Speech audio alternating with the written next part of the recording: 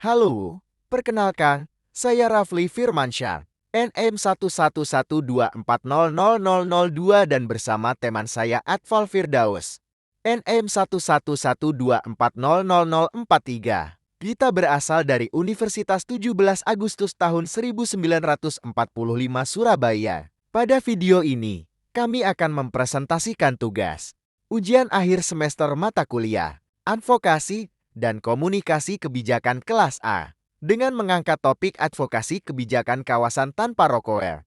Selamat menyaksikan.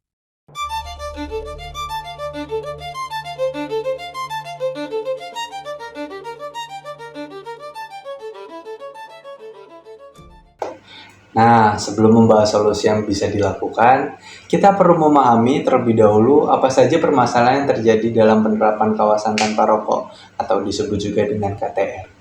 Dengan mengetahui masalah utamanya, kita bisa menentukan langkah yang tepat agar kebijakan ini dapat berjalan lebih efektif.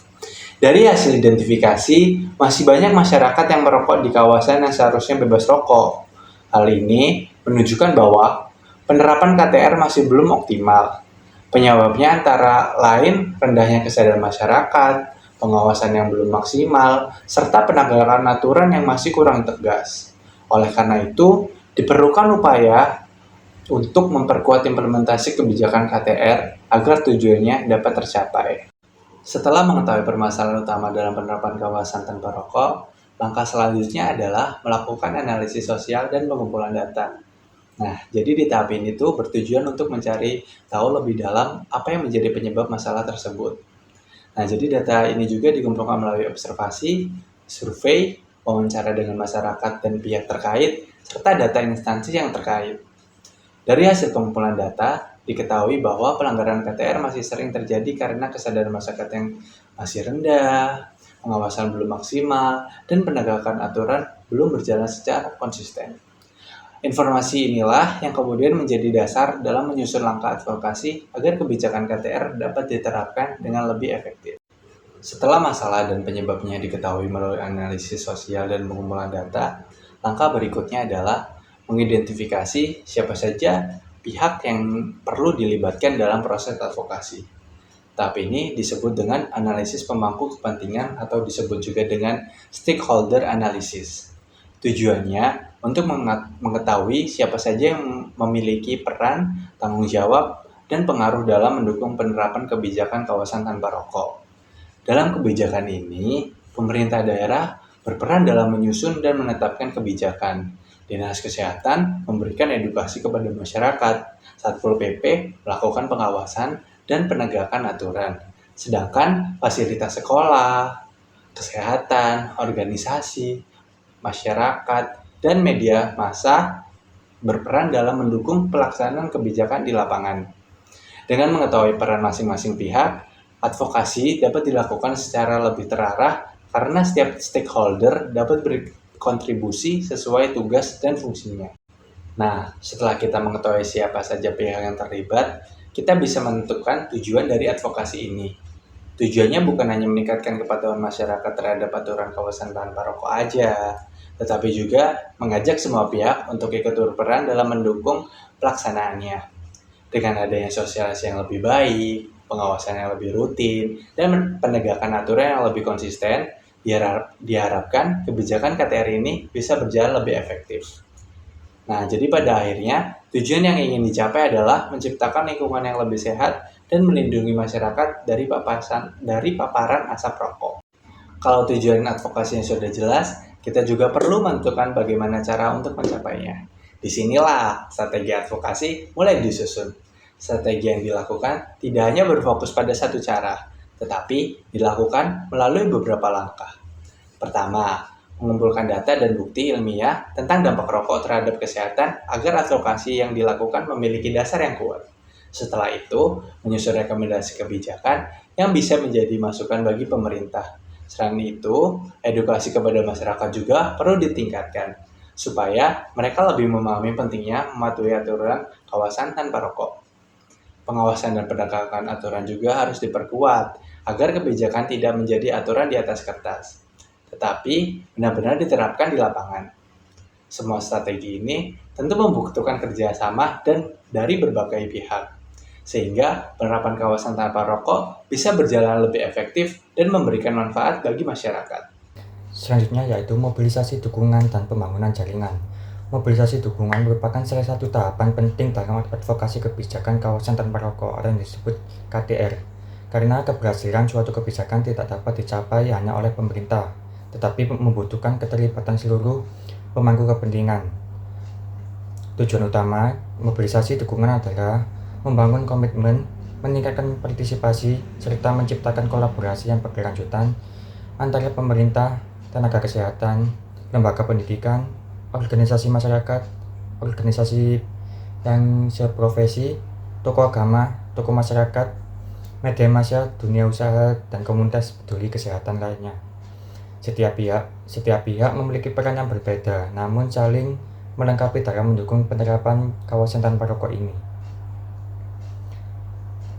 Pemerintah juga berperan dalam menyusun kebijakan, menyediakan anggaran, melakukan pengawasan, serta menegakkan peraturan. Tenaga kesehatan berperan memberikan edukasi mengenai dampak buruk rokok dalam pentingnya perilaku hidup sehat. Lembaga pendidikan berfungsi menanamkan nilai-nilai hidup sehat kepada peserta didik melalui kegiatan pembelajaran maupun kebijakan sekolah bebas rokok. Organisasi sendiri yaitu organisasi masyarakat dan komunitas berperan sebagai penggerak partisipasi masyarakat. Sedangkan media massa itu membantu menyebarluaskan informasi dan meningkatkan kesadaran publik. Pembangunan jaringan dilakukan melalui pembentukan forum komunikasi, rapat koordinasi, kemitraan lintas sektor, pendatangan komitmen bersama, serta pelaksanaan program secara kolaboratif. Dengan adanya jaringan yang kuat, setiap pihak dapat saling berbagi informasi, sumber daya, pengalaman, dan strategi sehingga pelaksanaan advokasi itu menjadi lebih efektif, efisien, dan berkelanjutan. Mobilisasi dukungan juga mampu memperkuat legitimasi kebijakan, sehingga implementasi kawasan tanpa rokok memperoleh dukungan yang lebih luas dari masyarakat. Selanjutnya yaitu komunikasi dan kampanye advokasi. Komunikasi advokasi merupakan proses penyampaian informasi secara terencana kepada berbagai sasaran untuk meningkatkan pengetahuan, membentuk sikap positif, serta mendorong perubahan perilaku masyarakat terhadap pentingnya kawasan tanpa rokok ini. Komunikasi yang efektif harus menggunakan pesan yang jelas, mudah dipahami, didukung data ilmiah, serta disesuaikan dengan karakteristik sasaran yang dituju. Kampanye advokasi dapat dilakukan melalui berbagai media komunikasi, baik secara langsung maupun tidak langsung. Media yang digunakan antara lain penyuluhan kesehatan, seminar kayak di kampus-kampus, media sosial, lokakarya, diskusi publik, iklan layanan masyarakat, siaran radio dan televisi, pemasangan baliho, poster, spanduk, dan banner, hingga penyebaran informasi melalui website resmi pemerintah. Selain itu, kegiatan seperti Hari Tanpa Tembakau Sedunia juga dapat dimanfaatkan sebagai momentum untuk memperkuat kampanye kawasan tanpa rokok. Materi yang disampaikan saat advokasi ini itu meliputi bahayanya merokok terhadap kesehatan, kandungan zat yang berbahaya dalam rokok, dampak asap rokok bagi perokok pasif terutama pada anak-anak dan ibu hamil, manfaat berhenti merokok, hak masyarakat memperoleh udara bersih, serta pentingnya mematuhi aturan kawasan tanpa rokok. Kampanye yang dilakukan secara terus-menerus diharapkan mampu meningkatkan kesadaran masyarakat sehingga terbentuk budaya hidup sehat dan kepatuhan terhadap kebijakan kawasan tanpa rokok ini. Selanjutnya yaitu ada lobbying dan negosiasi kebijakan. Lobbying merupakan proses membangun hubungan dan komunikasi dengan para pengambil keputusan agar mereka memberikan dukungan terhadap kebijakan yang diperjuangkan. Dalam advokasi kawasan tanpa rokok, lobbying dilakukan kepada kepala daerah, DPRD, Dinas Kesehatan, Dinas Pendidikan, pimpinan fasilitas kesehatan, pimpinan sekolah, maupun instansi lain yang memiliki kewenangan dalam penyusunan dan pelaksanaan kebijakan. Sebelum melakukan lobbying, tim advokasi perlu menyiapkan data-data dan bukti ilmiah mengenai dampak rokok terhadap kesehatan, beban ekonomi akibat penyakit terkait rokok, jumlah perokok aktif dan pasif, serta manfaat penerapan kawasan tanpa rokok. Penyampaian data yang akurat akan meningkatkan kepercayaan para pengambil kebijakan terhadap usulan yang diajukan. Negosiasi dilakukan apabila terdapat perbedaan kepentingan atau pandangan di antara para pemangku kepentingan.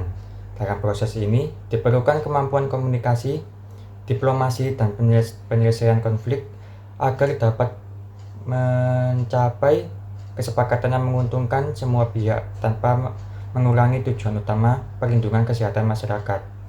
Hasil dari lobbying dan negosiasi diharapkan menghasilkan regulasi yang lebih kuat, peningkatan anggaran, tersedianya sarana pendukung, pembentukan tim pengawas, serta penegakan sanksi yang lebih konsisten terhadap pelanggaran kawasan tanpa rokok ini. Selanjutnya itu ada monitoring dan evaluasi hasil advokasi. Monitoring merupakan kegiatan pengawasan yang dilakukan secara berkala untuk mengetahui sejauh mana implementasi kebijakan kawasan tanpa rokok ini telah berjalan sesuai dengan rencana. Monitoring dilakukan melalui observasi lapangan, inspeksi mendadak, survei, wawancara, pengumpulan laporan masyarakat, maupun evaluasi dokumen dari instansi terkait. Sementara itu, evaluasi bertujuan untuk menilai efektivitas advokasi dan dampak kebijakan terhadap masyarakat. Indikator yang dapat digunakan antara lain tingkat kepatuhan masyarakat terhadap aturan KTR ini, jumlah fasilitas umum yang telah menerapkan kawasan bebas rokok, ketersediaan tanda larangan merokok, jumlah pelanggaran yang ditemukan, efektivitas pengawasan, perubahan perilaku merokok di tempat umum, hingga peningkatan kualitas udara dan kesehatan masyarakat. Hasil monitoring dan evaluasi ini digunakan sebagai dasar untuk mengidentifikasi hambatan yang masih dihadapi, menilai keberhasilan program, menyusun rekomendasi perbaikan, memperkuat strategi advokasi, serta meningkatkan koordinasi antar instansi. Dengan monitoring dan evaluasi yang berkesinambungan, implementasi kebijakan kawasan tanpa rokok ini dapat terus diperbaiki sehingga tujuan perlindungan kesehatan masyarakat dapat tercapai secara optimal. Terakhir yaitu ada keberhasilan dan tantangan advokasi. Keberhasilan advokasi kawasan tanpa rokok ini dapat diukur dari berbagai indikator, seperti meningkatnya jumlah daerah yang memiliki regulasi, semakin banyak fasilitas umum yang menerapkan kawasan bebas rokok, meningkatnya kepatuhan masyarakat terhadap aturan yang berlaku, berkurangnya paparan asap rokok di lingkungan publik, serta meningkatnya pengetahuan masyarakat mengenai bahayanya merokok.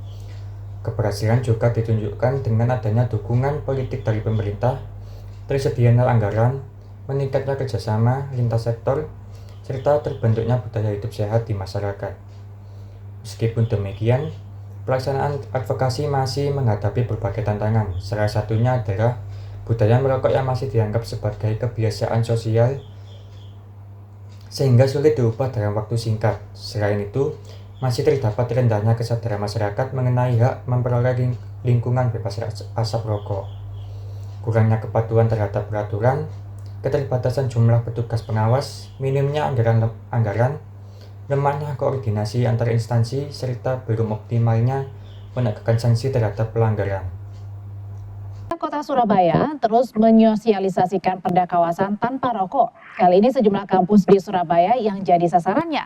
Sosialisasi ini bertujuan agar masyarakat khususnya mahasiswa tidak merokok di sembarang tempat termasuk di lingkungan kampus. Tak hanya lingkungan kampus, pemerintah juga telah menetapkan sejumlah lokasi larangan merokok lainnya, diantaranya tempat bermain anak, angkutan umum, perkantoran, dan tempat ibadah. Hal ini sesuai dengan Peraturan Daerah Nomor 2 Tahun 2019 tentang kawasan tanpa rokok.